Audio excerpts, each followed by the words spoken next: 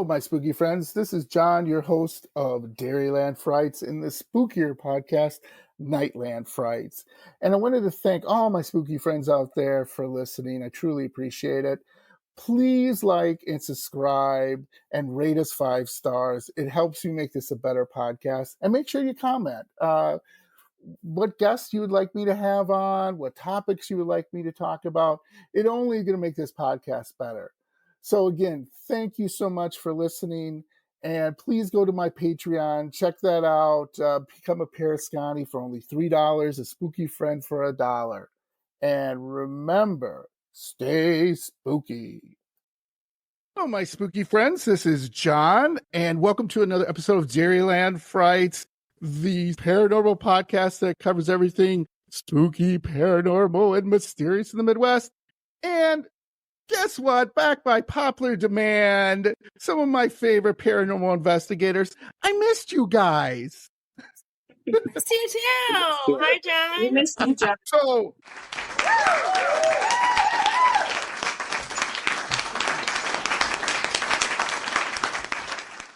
they went on a worldwide. No, they didn't go on a worldwide. I'm kidding. If you go back and listen to the episode, they were going to go, Jackie, Renee, Nick, and Troy. You can introduce yourself here in a second.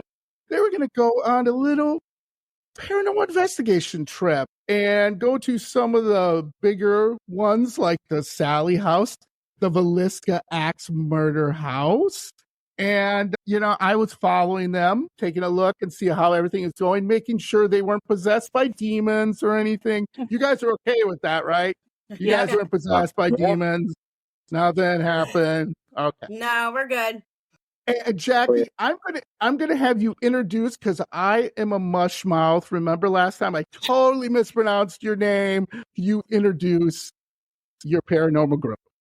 It's Expiravit Paranormal. It is Latin for ghost or ex-spirit. So yes. So you guys remember from the last episode, Jackie, Renee, and Nick. By the way, I had some great emails, guys, about the Lizzie Borden house. Yes. I had people say they wanted to know a little bit more if you guys are going back. And I said, well, I will ask them if they will. Nick, they were worried about you. I actually had two mediums on since, and these are like full-scale mediums. These are like people who can like see the dead. I mean, these are like crazy, upper echelon, who actually went to schools to learn how to be a medium. So anyway, they were worried about you, Nick, and I'll tell you why. Because when I told them, to hear this. So they said, when I can't remember, maybe I'm goofing this up. So Renee, Jackie, please help me out if I totally screw this story up.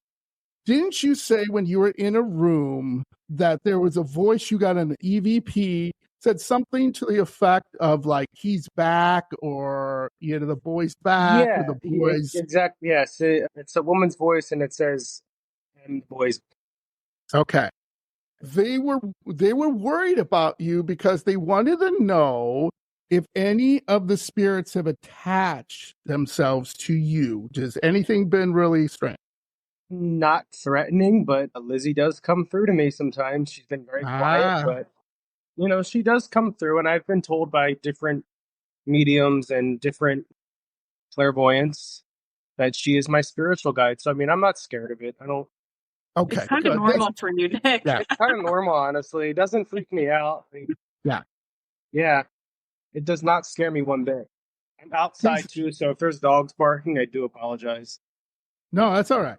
They said if you were scared, they would gladly help you talk to Lizzie and make sure she kind of like backs off and not a stalk.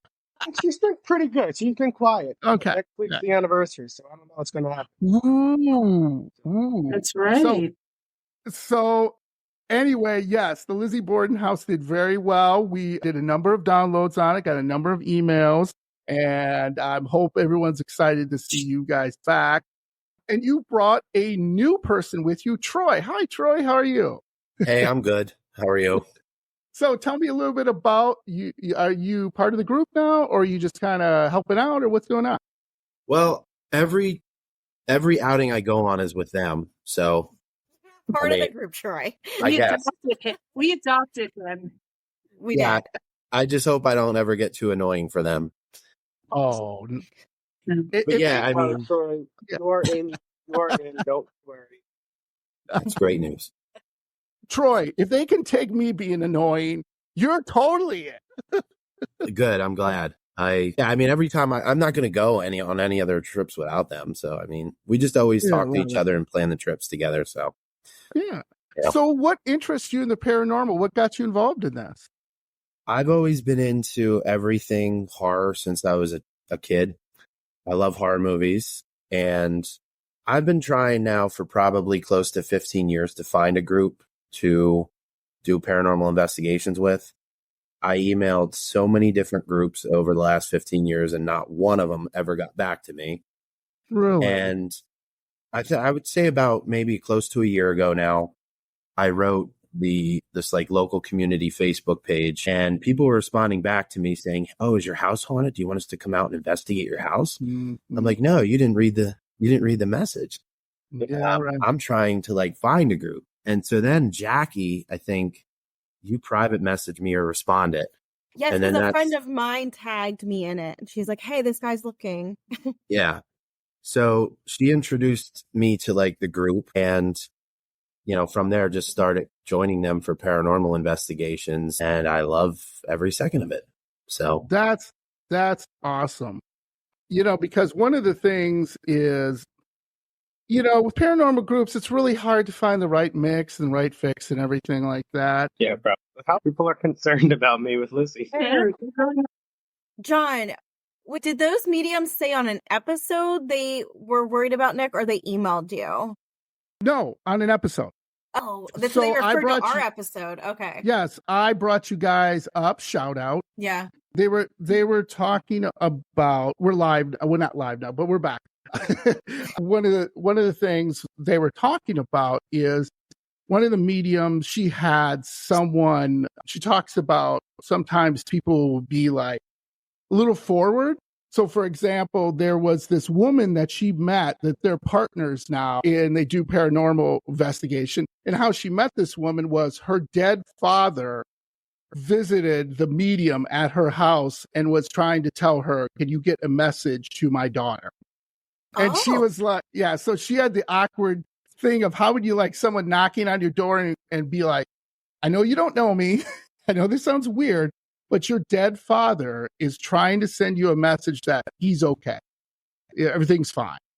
So, wow. And then I was talking. Oh, go ahead. No, Go ahead. No, and then I was saying, well, I have some paranormal investigating friends who visited Lizzie Borden house, and one of the people there, his name was Nick, had this strange experience. And then they were like, "Really?" Because they were like, "Well, was it?" They were trying to figure out, was it a harmful? Was it a hurtful? And I was like, no, it was nothing like that. And then they were a little concerned because they were like, that sounds interesting to me. I'm trying to think who they could have been. I'm trying to see. I don't really know anybody who's actually been up there. Yeah. A lot of the paranormal people that I know have not been to that house. They know of the story, but they've never investigated it. It was super interesting because we were talking about all these different things of her dealing with paranormal spirits and everything. It was really cool. The way I personally would hate that, wake up in the morning and have someone at the foot of your bed who's dead staring at you trying to get a message. Yeah. No, thank you. So anyway, let's get into your adventures, shall we? So where do you guys want to start? Which Axe Murder House? You want Sallie house? Where do you guys want to start? You guys want to talk about Sallie since it was the first? Yeah. Okay, so let's talk about that. So when you guys got there, what was your first impression? This house smells weird. Yeah, it wasn't what I was expecting. Okay. But it was very unassuming. Yeah, I was expecting more of like an old farmhouse style, but it was more of like, just your typical old grandma's house. And Yeah. Yeah. That's Just the best way to put it. Yeah, I mean, the street it sat on was very like normal, like neighborhood street, tree-lined street. You know, wasn't Very it near a quiet. college? Yes. So I was like, this was right around when, not to get political or anything like that, when the Kansas City Chiefs punter made that speech at Benedictine College that was controversial. And Benedictine College is literally down the road from Sallie House. That's right. So I thought that was a nice juxtaposition of a demon house next to a Catholic university. Like, it's right there. Fun. It's also right up the street from the Amelia Earhart Museum. Yeah. Her childhood Right on the house. corner. Yeah. Wow. Wow. So let's back up, guys, because sometimes I have some first-time listeners who might be listening to this. And Sallie House is, well, I wouldn't say famous, but if you're into paranormal, you pretty much know the Sallie House. So let's back up and kind of give a little history, just a really quick history of the Sallie House. One of you, Nick, Jackie, Renee, Troy, can you guys give a little bit of history behind it that people can understand why you guys would decide to pick that as one of your investigations? Yeah, I mean, it was built in like the 1850s, and a doctor lived there. And the folklore is, and why it's called the Sallie House, is that young mom brought her daughter who was dying of appendicitis to this doctor that lived in the house. And as he tried to operate on her, she died on the table. And the name Sallie came from, fast forward to the 1990s when the Pickmans lived there. There was a psychic medium that told them this little girl that died there, the whole story with the doctor, her name was Sallie. But there's no verifiable evidence that she ever existed. So we don't know if that's even a true story, but that's right, because they didn't keep good folklore records comes from. back then. Yeah. But it has, I don't want to say the most verifiable hauntings. It's more like there was a documentarian that came out in the 90s when the Pickmans lived there, and they, documented the things that were happening while the Pickmans lived there. And on camera, you see scratches appear on Mr. Pickman. It's like the most, I guess, paranormal evidence that's been caught on camera. I guess that's the best way to put it. And while we were there, John, we went to St. Joseph's, Missouri, to Glore Psychiatric Museum. Yeah. This was after we had been there. And we ran into two people that worked there that actually knew the Pickmans somehow. So the guy that worked there was friends with Mr. Pickman and said he partied there all the time back in the 80s. Yeah, there was like a pool. He said he had. There was like a pool table there. Yes. Oh my gosh, that was crazy. Okay. It was a dining room.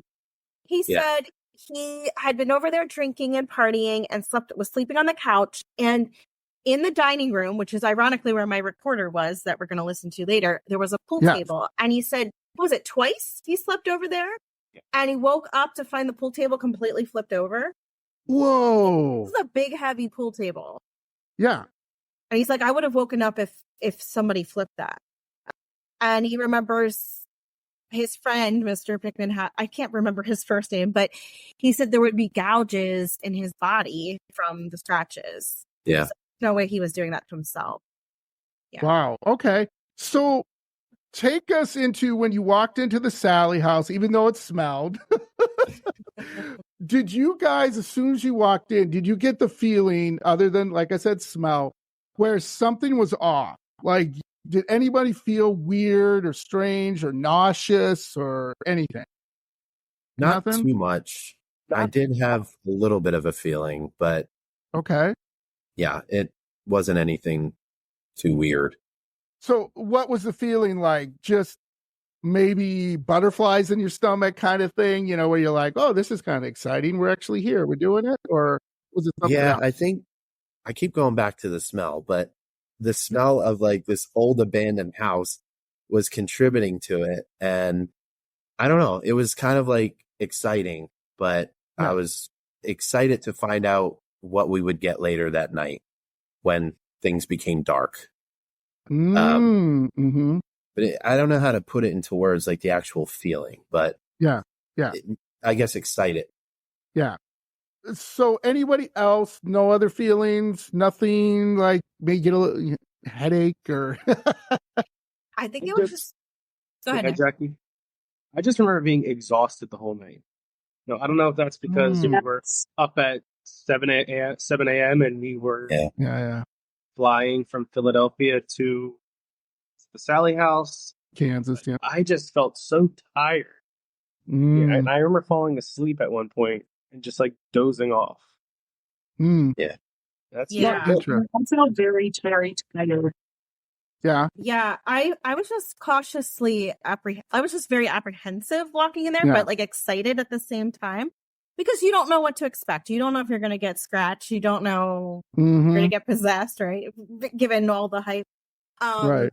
But I will echo all of that. We were very tired. Like it was sucking the energy out of us, I think, so long because we kept getting stuff on our like Spirit Talker app, like need more energy. And I'm like, I mean, it was probably midnight, 1:00 when we pulled out of there because we were like sitting, like just falling over tired.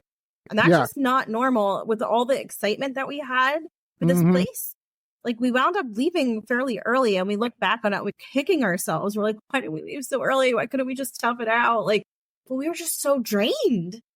Yeah. I believe that.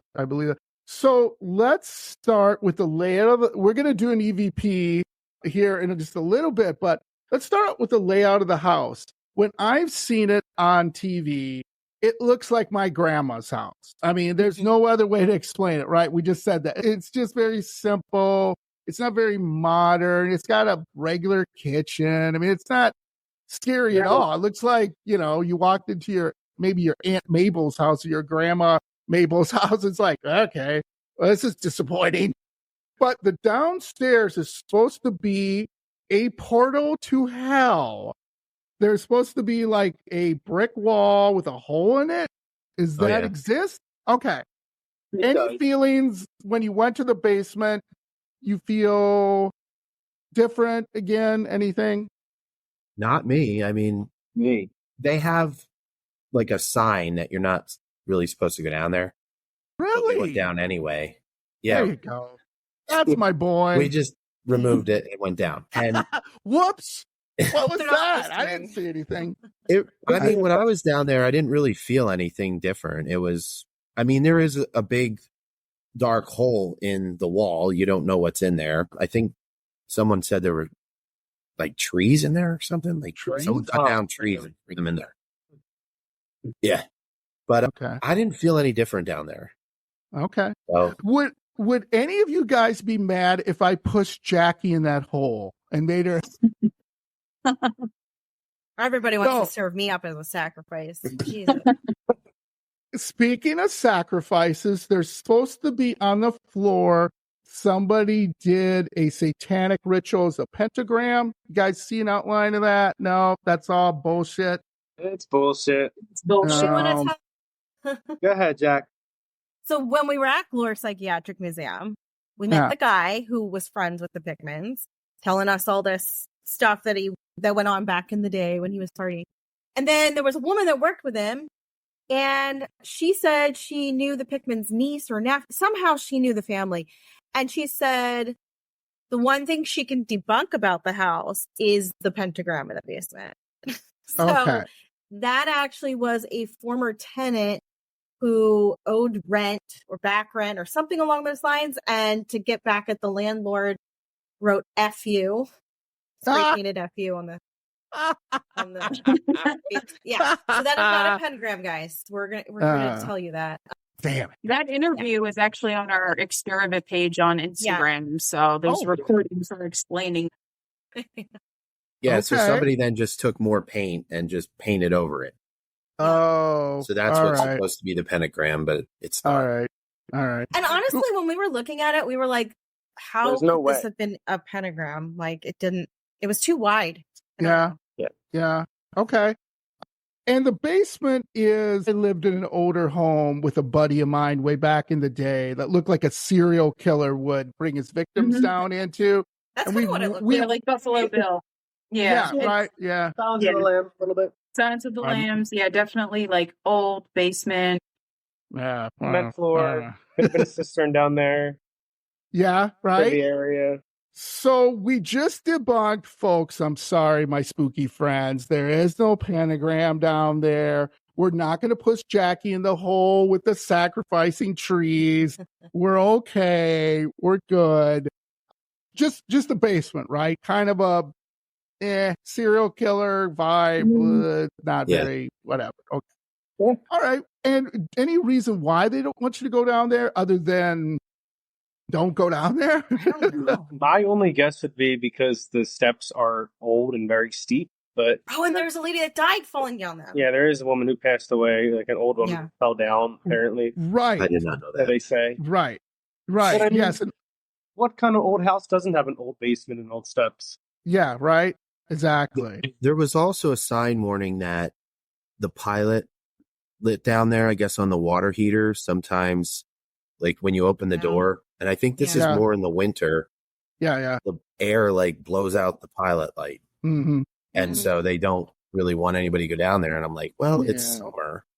So right. let's just remove the rope and go down. Right.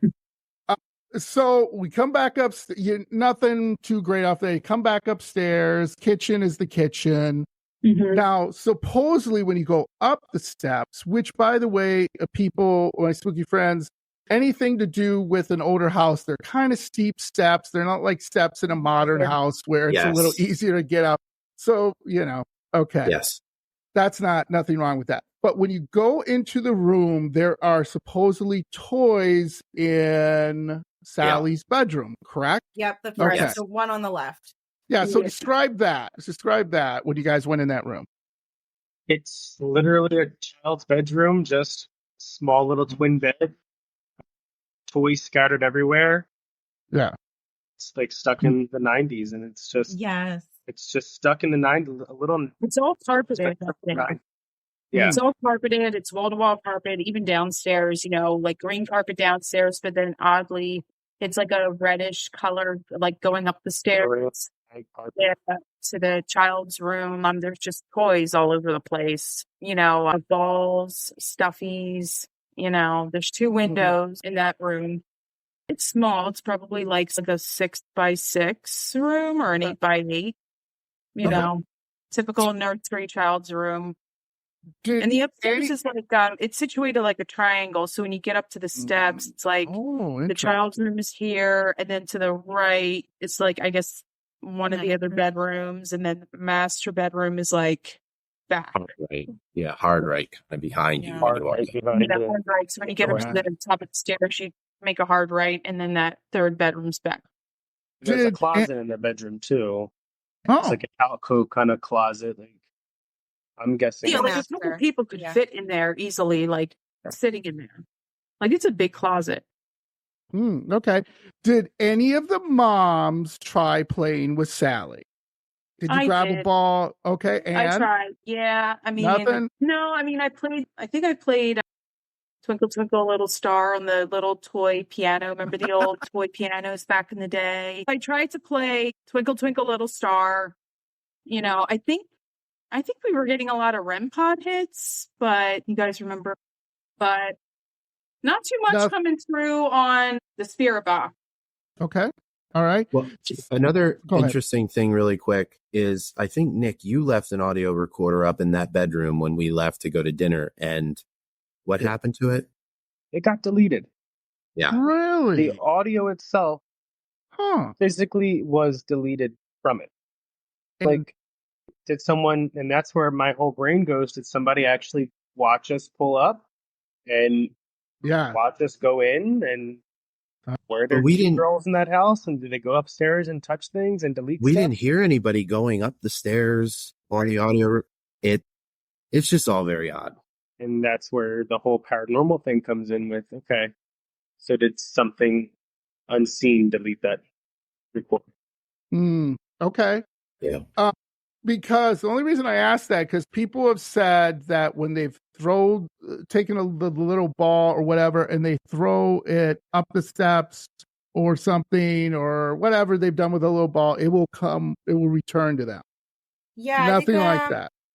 we did put the ball at the top of the stairs because we had seen other teams do that. Nothing happened with the ball.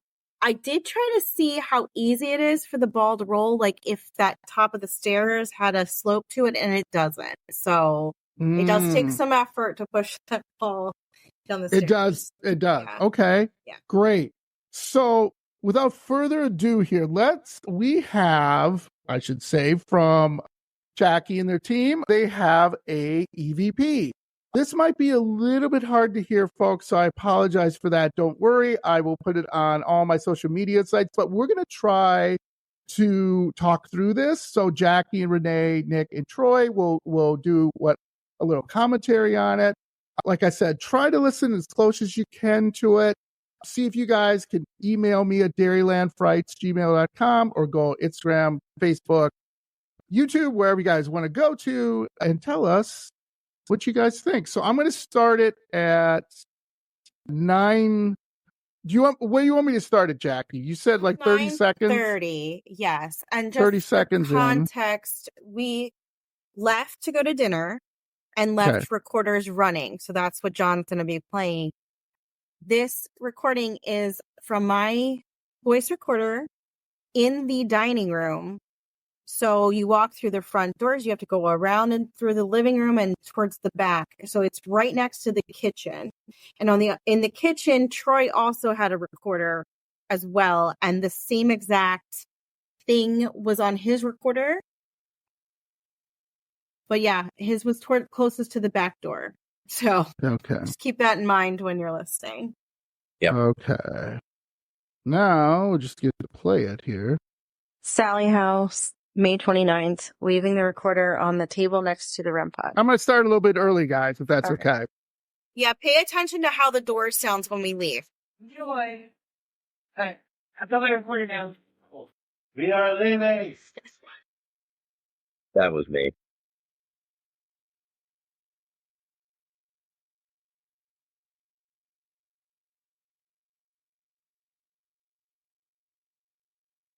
Okay. Let me know when you want me to stop it. Yeah, so now you can jump to 9:30. So really there's nothing to note between when we leave and then about 9 minutes and 30 seconds in, something goes on for a couple minutes and we do not know what's going on here. Because you can only enter the front door with a keypad. You need a code to get in. And again, my recorder is closest to the back door. So keep that in mind when you start hearing things opening and closing. And the back door was locked in 2 places when we left and locked in 2 places when we came back. I started a little early, guys. It's going to 9 minutes here in about a couple seconds. And I'm just going to let it play out a little bit here. Okay. Yeah, and we're really curious to hear what the listeners think of this because we go back and forth all the time. Like, was this paranormal? Are these real people? If so, how did they get in? Okay, we're about 10 seconds out. That refrigerator sucks.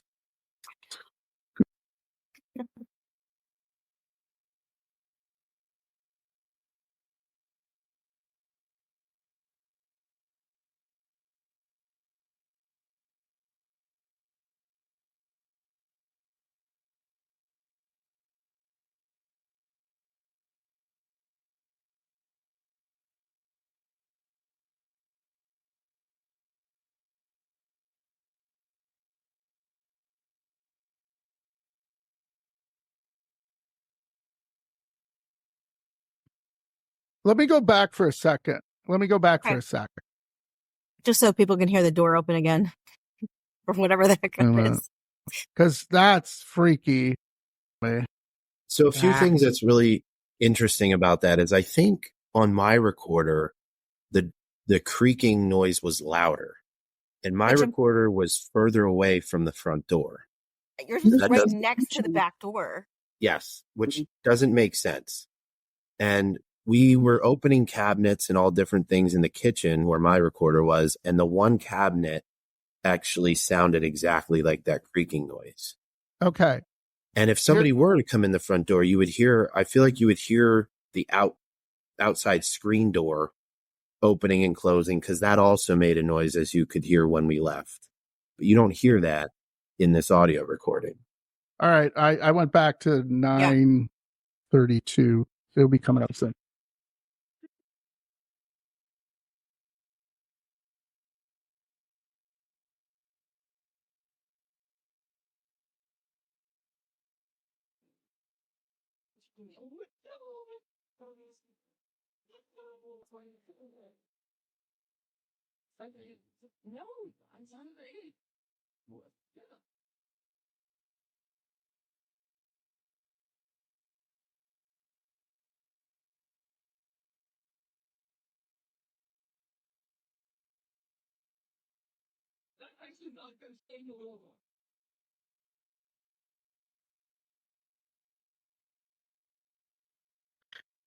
Do you guys want me to stop it?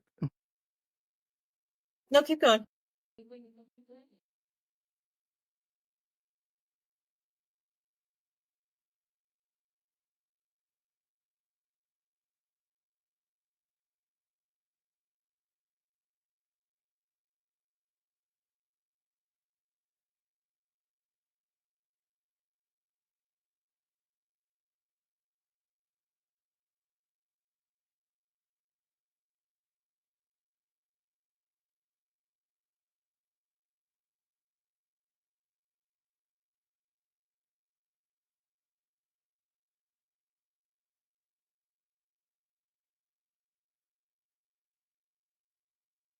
REM pod. That's crazy. And that's it. That's crazy. That's crazy. Imagine coming back from dinner. You've gone an hour, 45 minutes, and you're listening to this. I mean, the terror we all felt was like somebody was here when we were gone. And I think we did a live filming us listening to this. Yeah, we live did. feed. We did. So, there's a few things too that Yeah, go ahead. I'm just questioning. If someone came in the house, we would hear footsteps, and I don't think we had any footsteps or anything captured on the audio. I remember walking through the kitchen, you would hear it, and we just don't hear it. And then if somebody did go upstairs and mess with Nick's recorder, why didn't they mess with any other equipment we had there?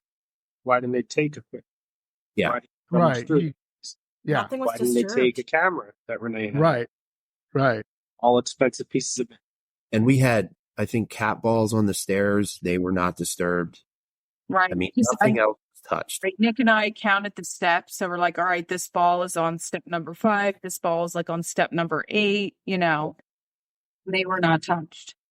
It's Yeah. just all very odd. You know, what Jackie was saying too, maybe Nick and Renee, you said this too. But yeah, it sounds like two little girls like talking, like they don't want to do something. Kind of like, you know, when little kids are, you know, and they're, you can, you know, you're a parent and you hear your two little kids, no, you ask them. No, you ask him. You know what I mean? Mm-hmm. You ask mom. No, Yeah. you ask mom. No, I don't want to do it. You do it.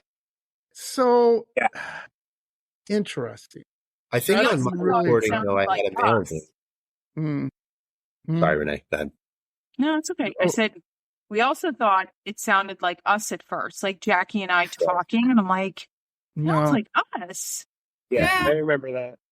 Yeah. no, that's not you two. That it's an octave. I can tell it's the little Yeah. girl's voice. Yeah, it's not you two.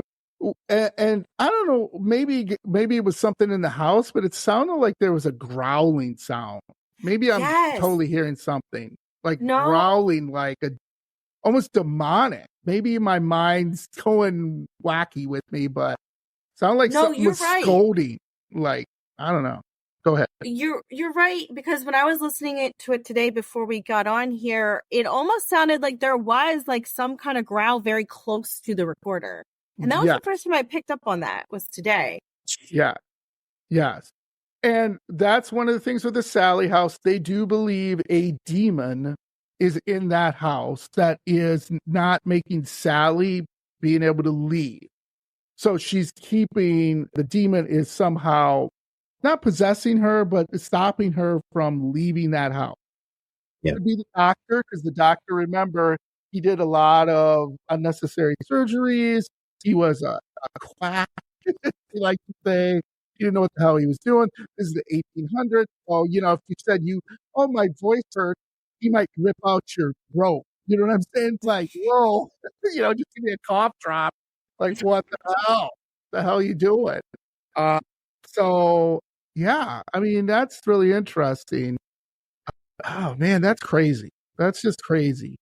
Anything else to add about that? I think we just kept on thinking about it the whole night. Yeah. Yeah. We were just kind of like thinking about it, like throughout the night, like we would keep coming back to it and keep coming back to it.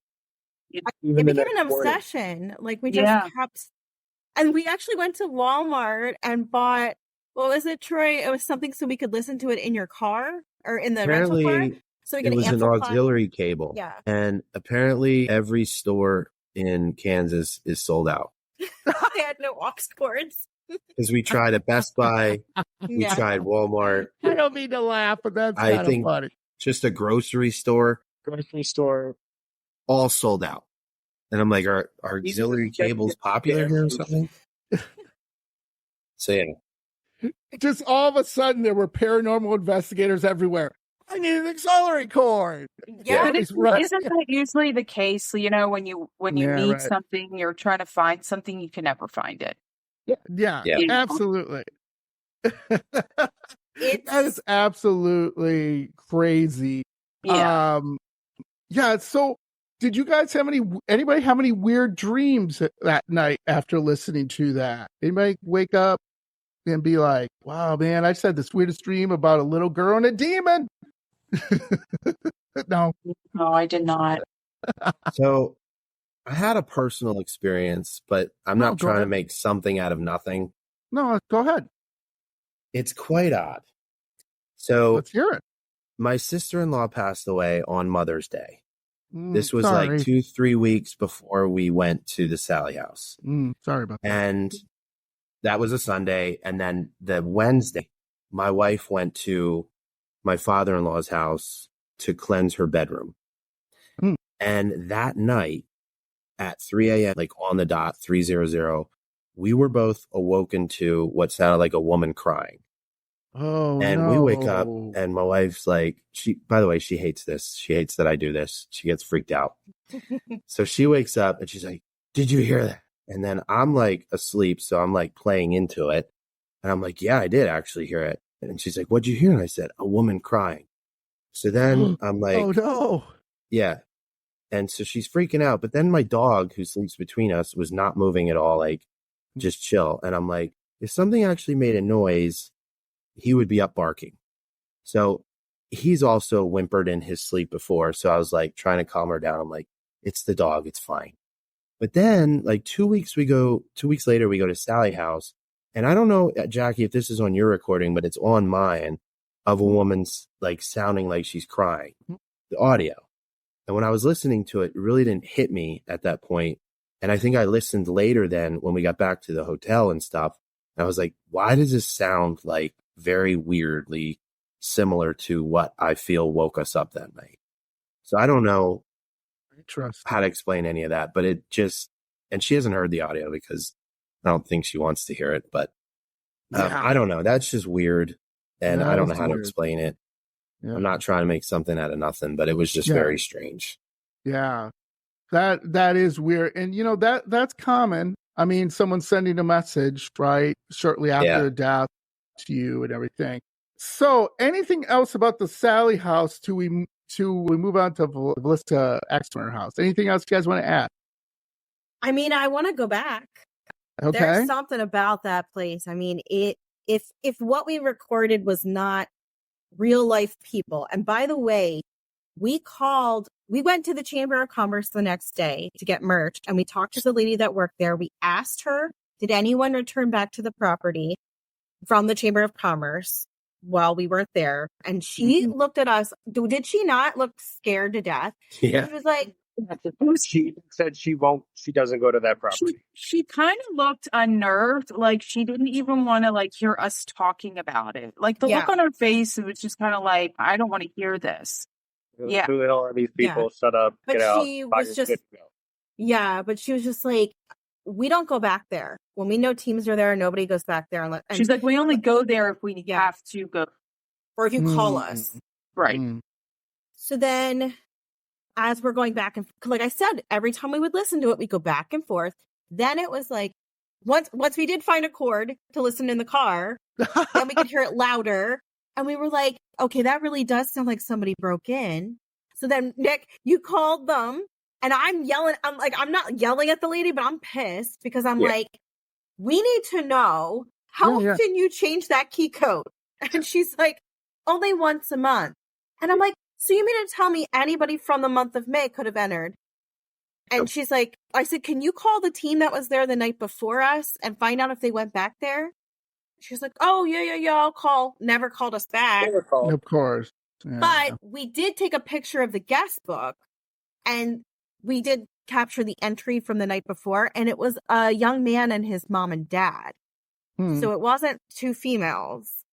Okay. So you have to have that possibility that it could have been anyone from the month of May that had that key code. However, like we point out, it doesn't sound like the front door. Like it doesn't. Yeah. I don't. Yeah. I don't. Unless it's the original front door of the home, and you know, if that door that they have on the house now is not original to the house, there's your paranormal possibility. But I mean, it just doesn't compute. It doesn't make any sense. That doesn't make any sense at all. Yeah. You know what I just thought of? How would you like to be the person who has to clean up that house by themselves? Do you think they go themselves to clean up that house? I don't think I was so. thinking about that too. When I saw like the vacuum marks, I'm like, somebody was here, Max. Somebody was in there. Oh, can you see how fast they would vacuum? Awesome. Well, guys, that was super. Hey, to even get that, let me tell you, my spooky friends out here, I've interviewed a number of paranormal investigators, and they all say the same thing. And I know all of you would agree to it. You could be 8 hours on an investigation and get squat. Nothing. And you're all looking at each other going, well, there's 8 hours of my life I won't get back. But there's times you'll walk in, right? And you'll be like, did you hear that? What? Yeah, I heard that too. Or an hour in, you'll be like, did you see that thing move? Yeah, I saw that move too. Or you see my REM pad go off? Did you see this or that? So again, if you're trying to be a paranormal investigator out there, because I've had people reach out and it's said, you know, how do I go about it? Here, I'm going to do really quick rules here, and you guys just tell me if I'm right or I'm wrong. One, I've heard never investigate your own house. No. What do you guys?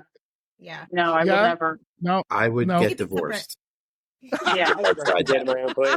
Troy's divorced, and he's sleeping with Nick and Renee in their house in their guest bedroom, probably. Yeah, I'm living in somebody else's basement if I ever try and turn on any devices in my house. Jackie? Troy's wife tends to go towards the lighter, you know, like she's very like light, and Troy's like on the darker. Yeah. So Yeah, she does yoga and stuff, and I try to convince her like this is similar. Yeah, no, that's a no-go. I try, that's a no-go on that one. I get you. So we all agree, don't investigate your own house. Yes. Second thing is don't expect to get anything on an investigation. Like there's just going to be, am I right on that? Yeah. Yes. And last but not least, 2 things that you need when you're on investigation: a video recorder and your phone. Like if you don't have anything else, like somebody took your stuff, God forbid, do you think those are the 2 must-haves? So 2 must-haves, camera, and at least like a digital recorder. Is there anything else you guys would say must-have on an investigation? A good positive, you know, just good mindset, no ego. Don't walk into a location saying I'm going to get this, I'm going to get that, I'm going to get this, I'm going to hunt you down, I'm going to do all this. Just go in there with a clear head and just do it, and just listen and just wait for things to happen. Be open to it, right? Be open to the experience. Yeah. Okay.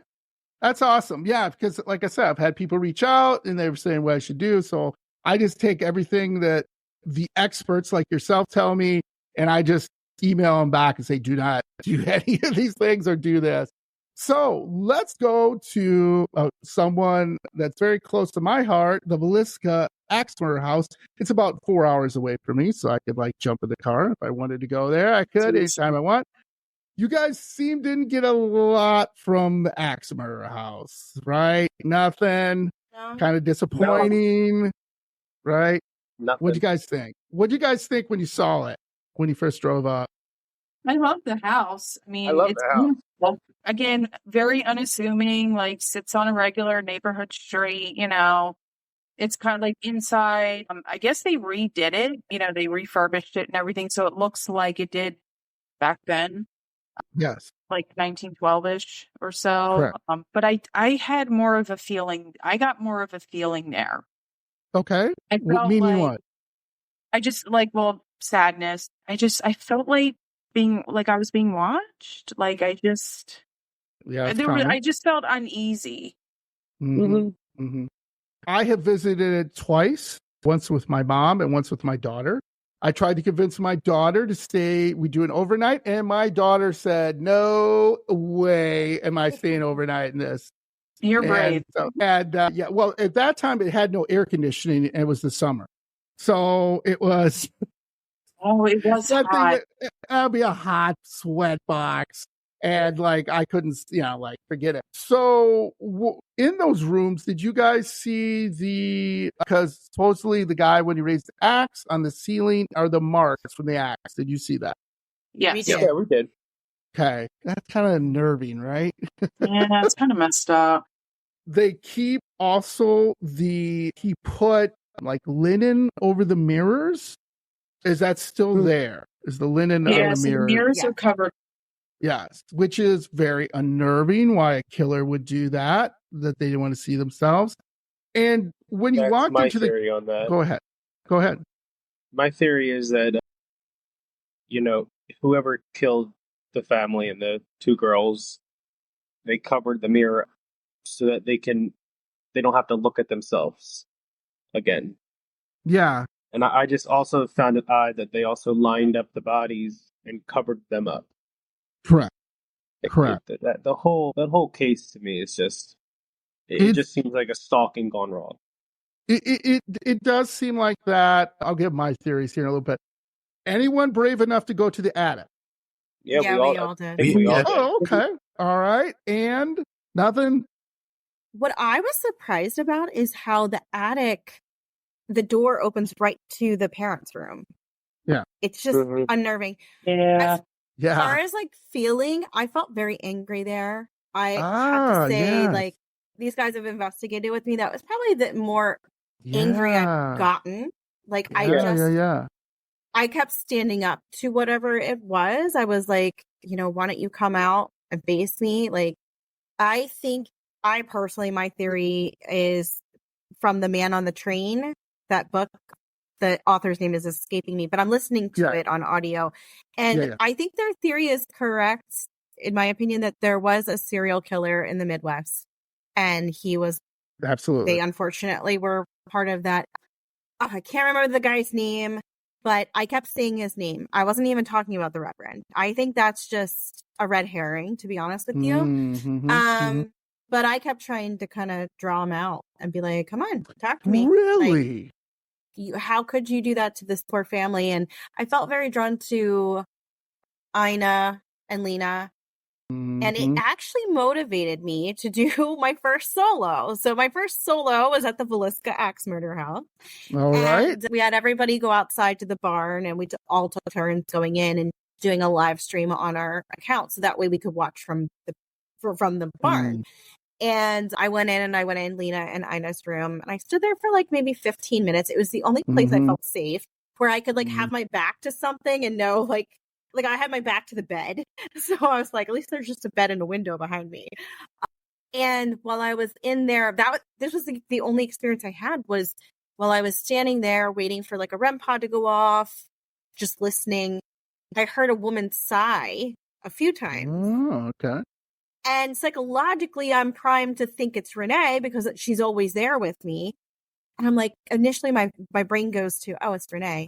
And then I'm like, wait, it's not Renee. She's out there. She was sleeping at this point. Yeah, I dozed off. I was supposed to go in after Jackie for a solo, and I just kind of put my head down on like the outside furniture, like the lawn. That's like under the barn roof.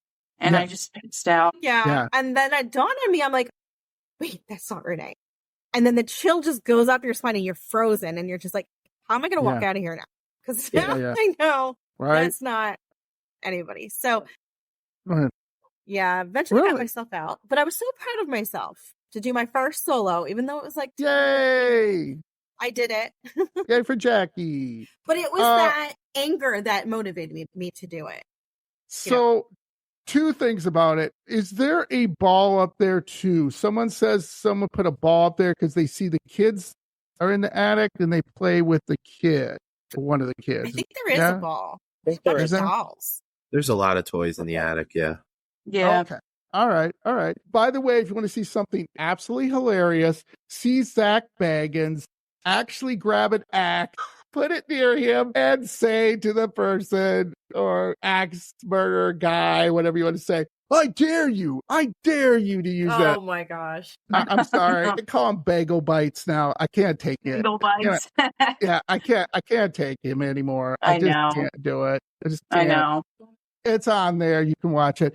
See, here's what I think really quickly before we finish this up. So there's number of people. Okay, so there's Andrew Sawyer. He was a transient. Some people thought that he just went in there and things got out of hand. But remember, they say that the murderer was in the attic all day or waiting part of the day. Yep. Reverend George Kelly, he's my guy. This guy is a wacko. He was a peeper. He was like this crazy reverend. I think he did it. That's my opinion. There's also Frank F. Jones. He was some type of senator. He had worked with the dad. If I look up the name here, worked with the dad, with the Moore family. He was kind of jealous. I don't think he would have done it. There's another guy called Glenson. Gleason, thank you. Yeah.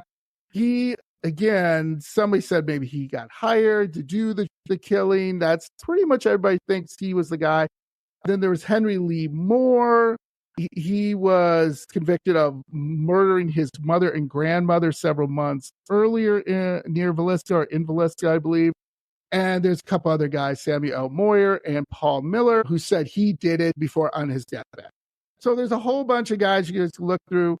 What's fascinating is nobody knows anything. Did you get to talk to any of the local residents at all? I'm guessing not. But did you talk to any of them? Did the neighbors come over? Any of the neighbors driving around? Johnny. Yeah. Johnny. The caretaker. Johnny. Yeah. Caretaker. It lives next door. Yeah. Yeah, because you guys went to the cemetery and I stayed back because I wanted to take pictures. And you guys said he came to the cemetery. It was following us. Okay. Yeah. But it also stormed really bad later that night. So, yeah, no one was bothering us at all. Yeah, we got some two girls. Yeah. Show up. Okay. Lawn. Yeah. Yeah. A car pulled up and was just parked there. Nick did his creeper walk. I got my scare acting on him. Nick chased him away. Scared him hell out. Did you run after him with an axe? No, I just kind of stood there and looked at him and watched him and followed their car real slowly. Like gave them one of the creepy way. Actually followed their car out of the driveway and up the street. Yeah, it was pretty fun. That's crazy. But overall, it felt like a very eerie area. Like it just was like, wow, I can't believe this is where it went down. Like you see the church, you see how far away the walk would have been for them. It is very dark there. When it started storming, that was really creepy. It gave a creepy vibe because at one point it was me, Troy, and our friend Dom. We were in the attic doing like an EVP session, and you hear the rain coming down like crazy on the roof. It gave a really haunted vibe to everything with the storm going on. But I have to say, I didn't personally feel like they were there anymore, at least not that night. Good. I felt like there was semblance of peace, like maybe they are at peace. I don't know, but it felt kind of empty for us. And again, that's just our experience. I mean, we could go back and maybe something else would happen, but it felt empty. It felt empty. So the Villisca is very hard for paranormal investigators. From what I've heard, is most of the time people say they do not get anything. Occasionally they do. It's not as, I don't know, like people have told me it's not like it used to be. So maybe there's some, Jackie, maybe hit the nail on the head there with, maybe it's just they've just said I'm moving on and I gotta leave. There was one room, and I just think this is a ridiculous story, but it is true, that some guy who had some mental issues, he went into one of the rooms where the little girl was killed.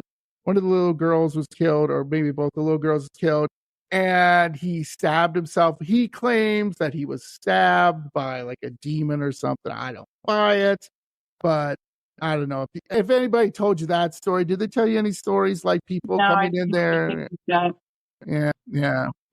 Again, that was insanity. Yeah, right. And people have, when I was there, I was told that people have tried to do satanic rituals there, that people have come in and tried to do other things to provoke the demon or spirits. And the guy told us, was like, "You're not going to do that, are you?" And I was like, "No." Like, so I don't know if anybody told you anything like that. No. Mm-mm. Cool. No, unfortunately, we let ourselves in, so we didn't get a tour or anyone from the Villisca house to represent anything. Awesome. But I feel like I vaguely have heard things like that, or that somebody, I think it was the family that lived there before they restored it back to its original state, like they have now. Something like their dad, I think it was the dad wanted to stab, or he felt like he was going to stab himself or something. There's something to do with the kitchen and a knife. That's all I remember. Yeah, maybe it's the same story you were telling. But no, I think we all were in agreement that it just felt quiet, empty and quiet, and that maybe they're at peace now. I mean, I don't know why. I don't know how they could be trapped there anymore, unless covering those mirrors trapped them there. But like I said, we paid our respects at the cemetery, and that was crazy. One thing we noticed was that Lena and Ina had a sister, and next to their sister's grave was a baby that she lost that same year they died. Wow. So Lena and Ina had an older sister who was pregnant, and I'm assuming she lost the baby after they were murdered. It was sad. She could have been so distraught that the stress just. Yeah, right. Yeah, God, that's such a sad tale. So before we wrap up, what else did you guys? Anything else you guys had on your little adventures? Not that I can remember. Would you do it again? Sallie house, yes. Axe house, no. I'm guessing. Sallie house, yes. I would do that again. My next little adventure wants to be a 7-day stay at the Sallie house. So, I told you in the last podcast, I said I want to stay at a place longer. So we'll see what comes of it. But that's my pipe dream after I'm done with PA school. But no, what were those? We want to tell you something that we experienced when we were in Missouri. The donuts. Yeah. What were those? Bonuts. They were called Bonuts. They are biscuit donuts. Yeah. Oh, wow. Isn't it the Big Biscuit? Isn't that where we ate? The Big Biscuit, yeah. Yes. So what it is literally I love it. Fried biscuit, drenched in butter, and then thrown in cinnamon sugar and powdered sugar, and it was delicious. It was so good. It was so good. They give you a ton of food. Oh my God, that's so awesome. Definitely have to check that place out. Oh my goodness. Yeah, it was St. Joseph's, Missouri. So hit it up if you're ever out there. I will. That's what it's called. Bonut. Yep. Yeah. I love that. I totally love that. So you said week at the Sallie house. What else you guys have coming up here that you guys are trying to take a look at? We're going back to White Hill the end of August 30th. Yes, 30th. Yeah. Nice. So we're going back to White Hill, and then what's going to come after. Hopefully some fun things. Hopefully some Lizzie and I can play again. It's just a matter of, coordinating schedules and, Yeah, right. that kind of stuff. And yeah, I'm going to be in Houston, Texas for a month in October for PA school. I'm going to be on a rotation there. So we've been chatting and we're like, maybe it's a good reason for us to do an investigation somewhere out there. So if anyone has recommendations of where we should go do a private investigation, let us know. Obviously, we want to do Haunted Hill House, but it's 5 hours north of Houston and it's completely booked for October. And then what's the place out in Columbia, PA, where they record you and then you get put on YouTube? It's called the Samuel Miller Mansion originally, but now it's called My Haunted Manor. And I'm pretty sure My Haunted Manor. Manor. Sorry, the Philly accent's coming out. MANOR. My Haunted Manor. There we go. Yeah. Awesome. That's awesome. So I wanted to let you guys know something. In October, I've been getting paranormal investigators together and I've been getting some mediums together. And I have one thing set. Just want to let you guys know, if you guys want to do this, I have one of my mediums who's going to be in a haunted house who's going to try to raise a ghost. She's done it before. She's going to try to communicate to a ghost live. So if you guys want to, please let me know. In October, if you guys are thinking about something and we want to do something together, that would be awesome. I have, like I said, I've interviewed people, in Philly, in Miami, in California, in Texas, and trying to get everyone together, see if we can maybe figure something out to make it a spooky October, that maybe do something live or maybe try something a little different. If it works, great. If it doesn't, like the medium said, she goes, I don't always raise ghosts, but when I do, you'll see why it's so cool. So I'm like, oh, wow. That's pretty cool. Are you talking in person or on? Yeah, I don't know if so I've been talking to some paranormal investigators thinking maybe we would do something live. Maybe you guys go somewhere. We could try something, to do live in October, have a live session that I can invite my spooky friends to. You guys think on that? Maybe something's closer. Because I don't want you guys to go too crazy, but something a little closer that you guys would like to do. We could do maybe a little live thing. Even if you don't see anything, it's still pretty cool for you guys to maybe go okay, we're here and we're checking this out. And, here's what we're finding, here's what we're not. I thought it'd be really fun to do. I got a couple other paranormal investigators. I'm trying to, since October is kind of like our Christmas, you know what I mean? I used to work retail. So it used to be this is, so I'm like, hey, let's do some spooky stuff. So I'm trying to line some stuff up because you guys are great. I love all you guys. You guys have some great stuff out there, and I try to support you as much as I can because everyone has to know about you because you guys, like I said, are great and you do some awesome stuff. So look, and I love that it's raw because someone said to me one time, and I don't want to disparage you guys before I let you go, but someone goes, don't they edit their stuff? And I'm like, I think Jackie told me they did. What? That we edit? We were watching something on YouTube of you guys, and you guys were just talking about something in general. And normally people edit that out. You know what I'm saying? If you're talking about sandwiches, hey, I had a good sandwich. Hey, I'm not saying you did that, but normally people edit that out. And I'm like, no, it's pretty raw because Jackie says she likes it that way and the team likes it that way. And they're like, oh, just wondered. We also don't have time. We don't have YouTube, though. We don't have YouTube. I wonder what they were referring to because we just do Instagram lives, really. Really? Maybe they were saying Instagram. I saw. Well, maybe. Yeah, we don't. Yeah, that's all live. It's all live. We don't edit anything. Yeah, we don't edit anything when we do Instagram and lives. I love that. What you see is what you get. So that's right. That's what I told them. I said, hey, that's actually the good stuff because normally you have to sit in the editing room for hours and hours editing out all the bullshit. Yeah, it's a lot. It's a lot. And you know what, John? Right? We have friends that are YouTubers, and they've recently been through some stuff with people saying mean things to them. And They say, oh, well, you're editing. And it's like, no matter what you do. Yeah, it's never. Like, they edit their stuff just to get rid of dead space, but then they're accused of faking stuff. Right. And it's like, we've investigated with these people, and we know for a fact they don't fake anything. And it's just like, absolutely. You can't win. You can't win. No, you can't win. It's like when I put stuff out about mediums, and then they say, like, I don't believe in it, and she's faking it. She's trying to get money. I'm like, okay, I can't win off of that. So, well, again, thank you so much, Troy. It was great to meet you. I'm glad you're part of the team now. You're Me part too. of a great team. Like I said, I love all you guys. You guys are awesome. You're welcome back anytime. Thanks, and like I said, John. oh, hey.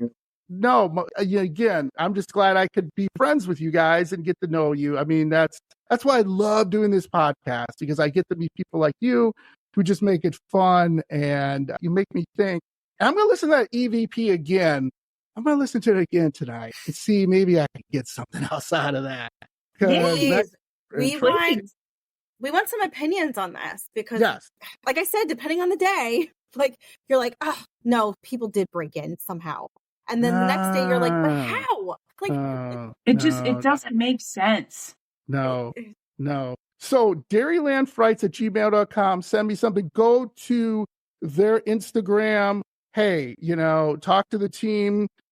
If you guys have any idea what that might be, even if you're paranormal investigators and you've had something similar happen, please reach out. If you're not, doesn't matter, go from there. So again, thank you so much for giving up your time. I truly appreciate this. You guys are, like I said, awesome. I love all you guys. Stay spooky, and always remember, you got to get out there and have some fun, and, find out what you can. Even if you don't find anything, right? It's still fun. So enjoy the time out there and being part of the group. And hopefully you guys can find something like that EVP again, even better. Yeah. All right, guys. Thank you so much. See ya. Thank you. Bye-bye.